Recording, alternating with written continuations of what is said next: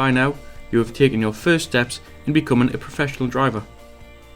Congratulations. Be sure to take a note of the time and date of your medical appointment. You should have received your DTS training material details, or you will be very soon. This video is designed to help you navigate the program the first couple of times you use it. By following the link which we have sent you, all you need to do is sign in using the details we have provided you with. So, first things first, once you have followed our link, you should be met with this screen. Simply click login and then sign in with the details which we have given you. You'll then be prompted to identify which subscription you want to use. For the purposes of this video, you can see that I am selecting the theory and hazard perception modules to study. Then just click go. You can see on the home screen that I have 2 subscriptions available. It also gives you a rundown of what you have been studying.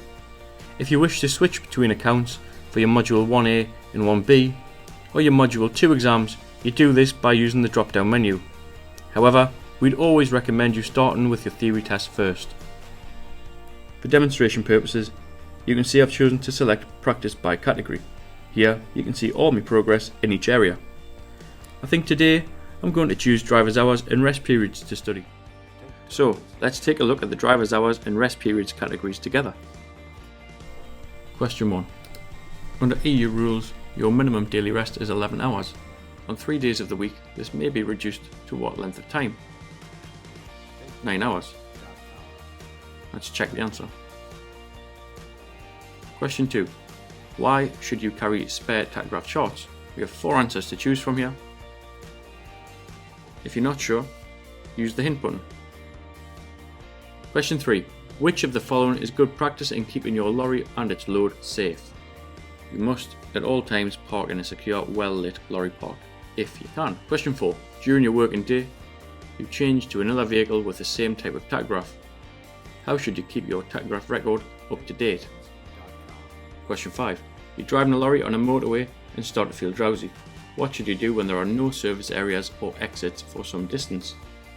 Open the window and turn down the heating. Question 6. What must you do when driving under the rules for domestic driver's hours?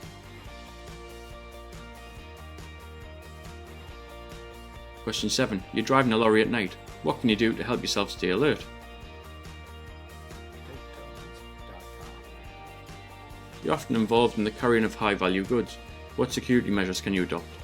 Well, vary your routes and rest stops. Question 9. You plan to carry high value goods on a regular basis. Whose advice should you seek? Question 10. What period of time does one tachograph chart cover? 24 hours. Question 11. Which type of digital tachograph card is used by an approved tachograph calibration centre when they're recalibrating the tachograph? Now, a driver card is used to record your driving hours and your working time. Control cards are used by the police and enforcement authorities. The company card is used to download the vehicle head, and the workshop card is used by mechanics. Number 12.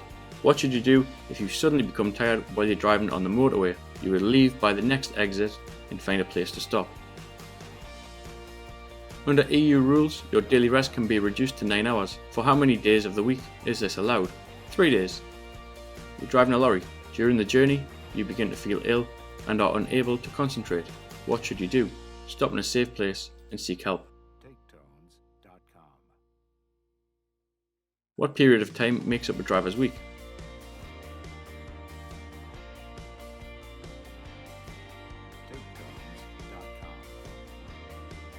What should you do if your tachograph chart becomes dirty or damaged? Question 17. What should you do if you have to leave your vehicle unattended for a very short period of time? Question 18. How can you reduce the likelihood of theft of your load when leaving your vehicle overnight? Question 19. An enforcement officer keeps your analog tachograph records. How should they endorse the replacement charts? And finally, question 20. You've been driving non-stop since 5 AM. The time is now 9:30 AM. Under EU rules, what length of break must you take? Under EU Regulation 561/2006, a driver must take at least 45 minutes of break for every 4.5 hours of driving they do. Obviously you can see that we have 20 questions to work through here. Once you're happy, why not have a go at a practice exam?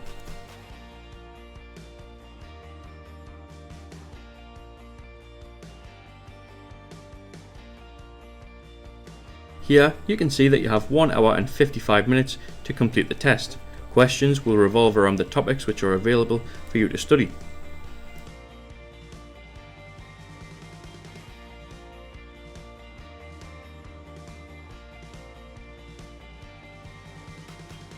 But for now, why not have a go and get used to answering some of the questions. Enjoy your study.